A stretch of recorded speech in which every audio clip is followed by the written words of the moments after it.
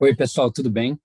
Muito bem-vindos ao Tributário em Jogo. Estou aqui para mais uma conversa com vocês e, mais uma vez, a minha pretensão é trazer muito mais perguntas e inquietações e forçar a gente a pensar, a estudar, do que efetivamente respostas prontas. Minha conversa hoje com vocês é sobre a essencialidade no ICMS. A gente sabe que o ICMS é um tributo de competência estadual e distrital. A gente sabe que ele está previsto no artigo 155, parágrafo 2º da Constituição, e que tem ali, no artigo 155, parágrafo 2º, inciso 3, o seguinte: o imposto previsto no inciso 2, que é o ICMS, atenderá ao seguinte: inciso 3, poderá ser seletivo em função da essencialidade das mercadorias e dos serviços. Pretendo fazer aqui com vocês uma linha temporal para a gente analisar esse ponto, tá, meus amigos e minhas amigas? E, adotando um critério temporal, eu preciso começar conversando com vocês sobre o que foi decidido pelo Supremo no tema de repercussão geral número 745.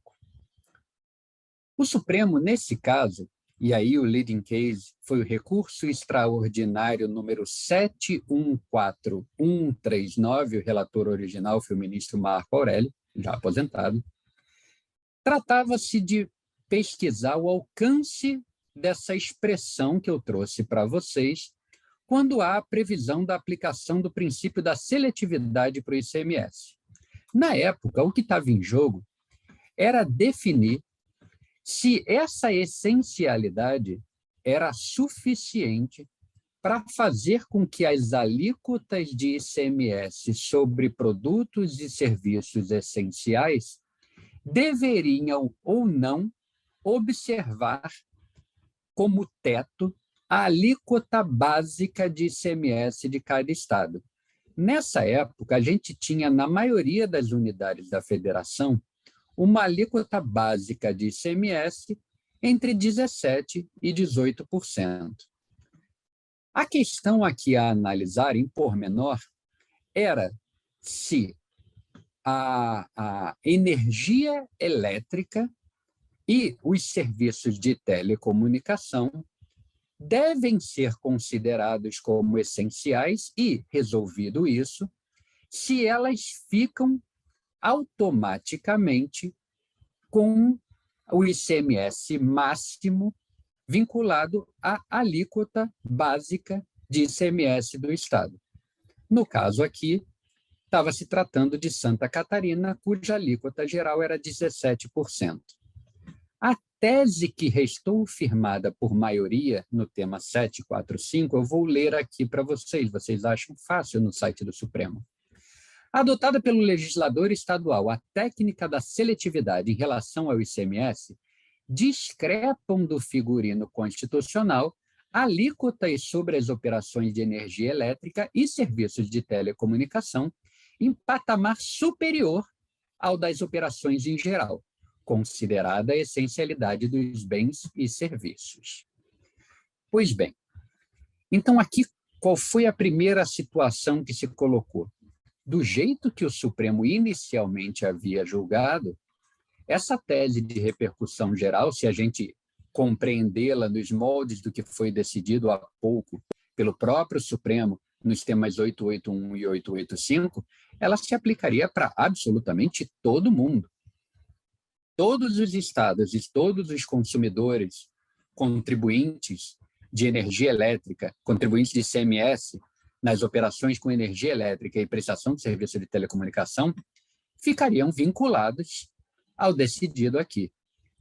Só que o que aconteceu? Os estados apresentaram, como é natural que façam, as suas contas e mostraram que isso geraria uma perda substancial de arrecadação.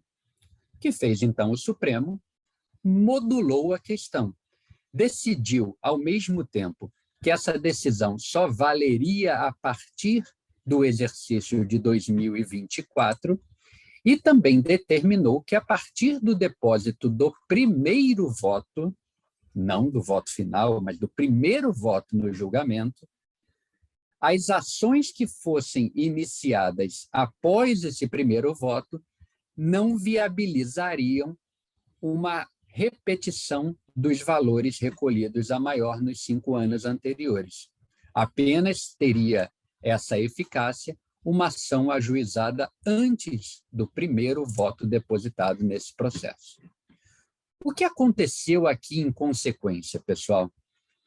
Logo depois, considerando todo aquele celeuma sobre o preço dos combustíveis e a pressão inflacionária, começou a se discutir a possibilidade de combustíveis também serem vistos como essenciais. E aí a gente observa o ajuizamento da ADPF 984, Arguição pelo Descumprimento de Preceito Fundamental, ADPF. Nessa ADPF, o relator é o ministro Gilmar Mendes, ela ainda não está julgada, embora tenha tido um acordo parcial que envolve essa ADPF e a ADI 7191, questão aí de ICMS,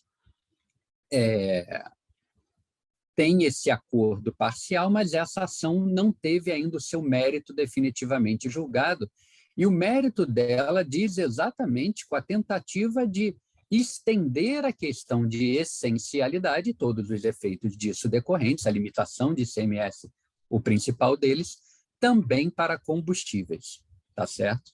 A gente percebe que também há algumas ADIs aí direcionadas especificamente a normas dos estados que previam ICMS em alíquota superior à básica para determinadas operações com combustíveis, principalmente com gasolina. Gasolina já em determinados estados, lá no início de 2022, tinham alíquotas quase de 30%. Para diesel, que é o principal combustível do país, geralmente essas alíquotas já estavam ou alinhadas à alíquota básica ou até abaixo. Situação similar à que acontecia com o etanol hidratado, que assim é o outro combustível de maior uso aí para o consumidor rodoviário, né? Um outro combustível muito importante, mas que também já era considerado, de certa forma, um item de alta relevância e tributado abaixo, geralmente, da alíquota básica, é o querosene de aviação, o QAV, ou seja, é aquele combustível que abastece as aeronaves, principalmente das grandes empresas. Aviões de menor porte, em regra, são abastecidos com gasolina de aviação, que aí é um outro produto com uma tributação diferenciada. O ponto é, a DPF 984 foi ajuizada, não foi ainda resolvida, houve o ajuizamento, entre outros, da ADI 7105, que tratava de tentar declarar inconstitucional o excesso de tributação sobre combustíveis. Esse excesso significaria a diferença entre a alíquota cobrada e a alíquota básica.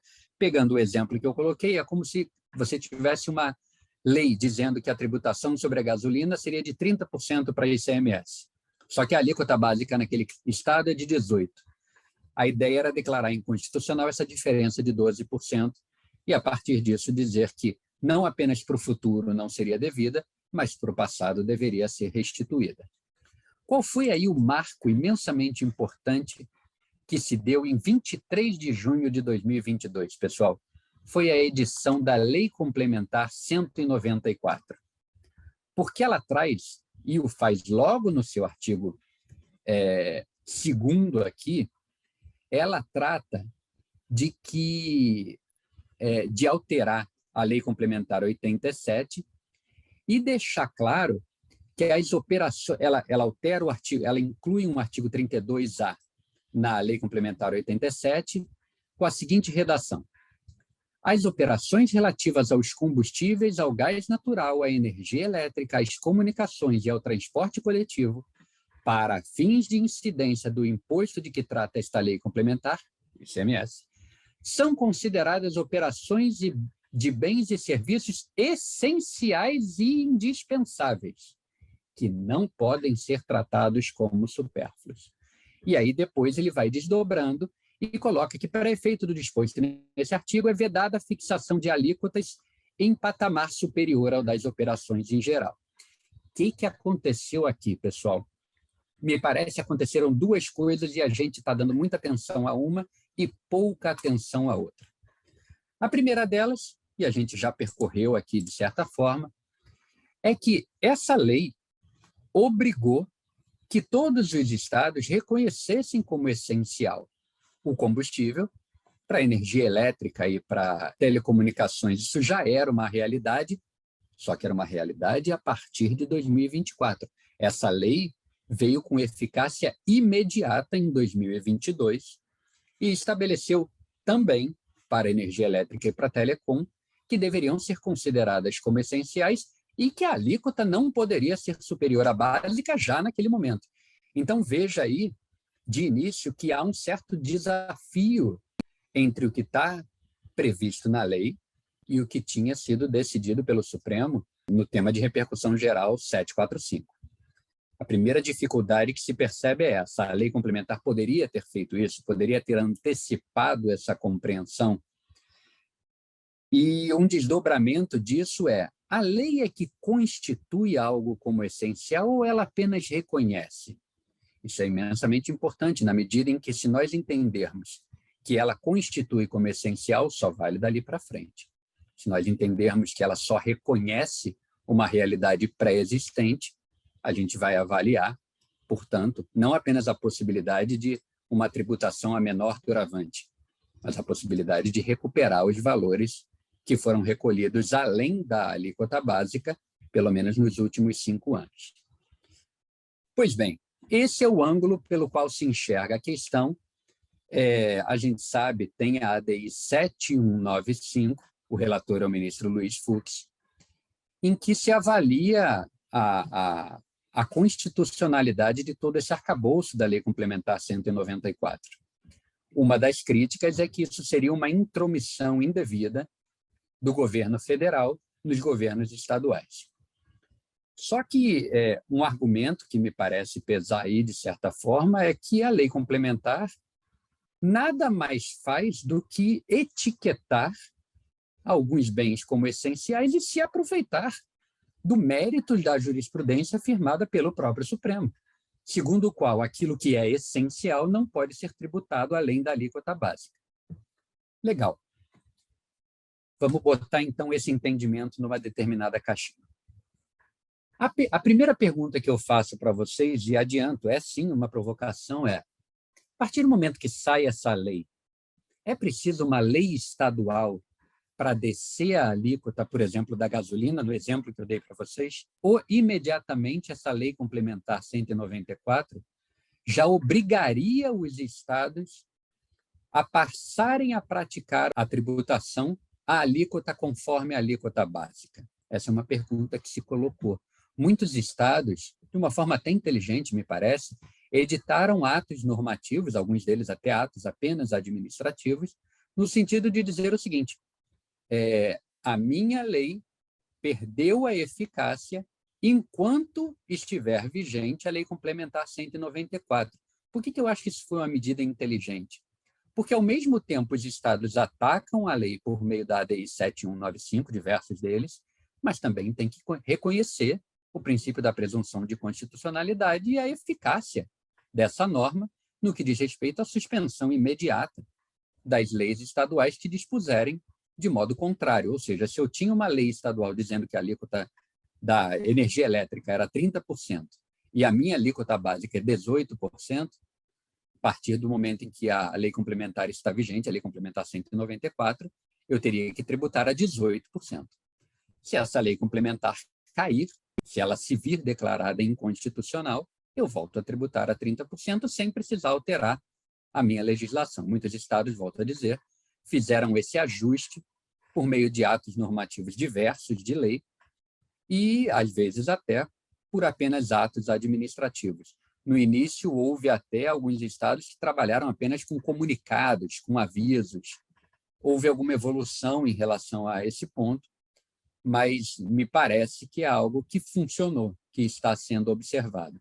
Veio depois a emenda constitucional número 123, reforçando essa questão e trazendo um elemento de certa dificuldade, porque mandou que produtos combustíveis que compitam entre si e seja um biocombustível, o outro combustível de origem fóssil, devem manter a paridade de tributação vigente em 15 de maio, ou seja, anteriormente ao advento da Lei Complementar 194. Isso forçou um novo reequilíbrio e, em muitos casos, a descida da alíquota de ICMS sobre o etanol hidratado, que é um produto que compete com a gasolina C, que é o resultado da soma da gasolina pura com um percentual de etanol anidro. Beleza. Tratamos aqui da questão relacionada às alíquotas propriamente ditas. Agora eu quero dar um outro pulo com vocês. E os fundos especiais de combate à pobreza, pessoal? Se vocês olharem o artigo 82 do Ato das Disposições Constitucionais Transitórias, você vai ler o seguinte, ó. Os estados, o Distrito Federal e os municípios devem instituir fundos de combate à pobreza, com recursos de que trata este artigo e outros que vierem a destinar, devendo os referidos fundos ser geridos por entidades que contem com a participação da sociedade civil.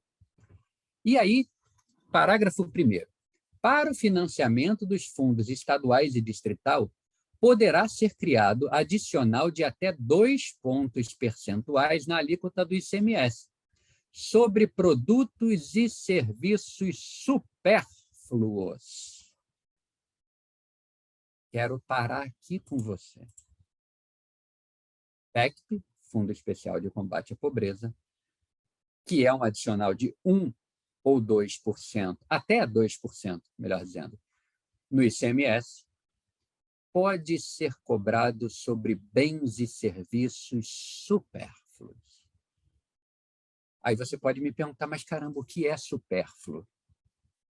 Eu teria dificuldade para te dizer o que é supérfluo, mas eu tenho facilidade para te dizer o que não é supérfluo. O que é essencial, com certeza não é supérfluo.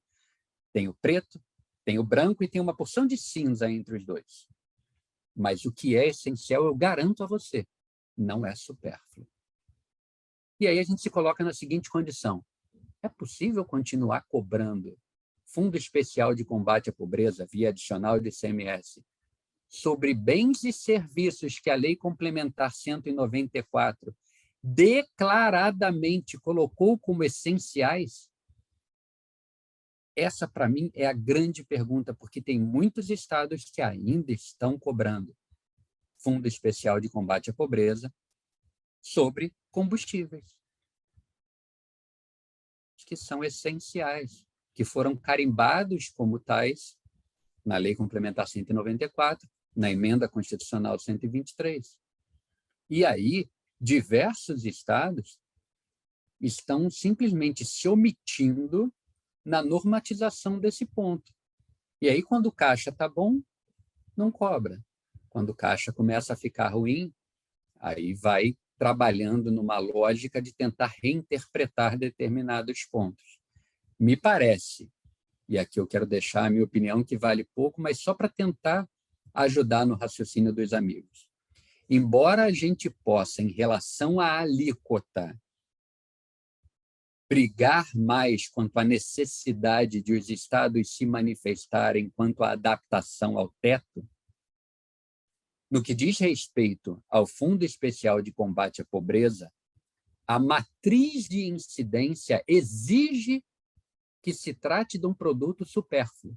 A partir do momento em que ele é essencial, está imediatamente esvaziada, na minha opinião, a viabilidade dessa cobrança. É dizer, se você adotar uma visão parecida com a minha, não importa a normatização que o Estado e o Distrito Federal dê a um ponto como este.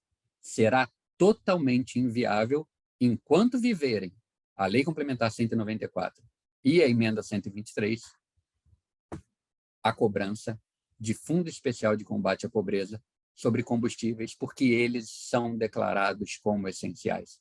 Claro, isso vale para todos os bens e serviços listados na Lei Complementar 194 como tais.